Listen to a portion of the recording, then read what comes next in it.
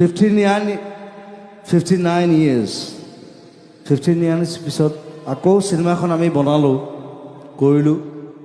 আপোনালোকে চালে আপোনালোকে আশীৰ্বাদ দিলে সকলোকে ধন্যবাদ জনাইছো অসমীয়া সিনেমা এটা সিনেমালৈ বেছি ব্যস্ত দেই গান আছে গান লগত চলি থাকিব একো নাই গান সদায় গাই আছো কিন্তু সিনেমা বস্তুটো আমাক ডাঙৰকে লাগে এইটো সঞ্জয় দাহঁতো আছে আমাৰ লগত মই যিদিনা মিছন চাইনা প্ৰিমিয়াৰ কৰিছিলোঁ মোৰ এতিয়াও মনত আছে তাৰপিছত আমি প্ৰিমিয়াৰ পিছত আমি একেলগে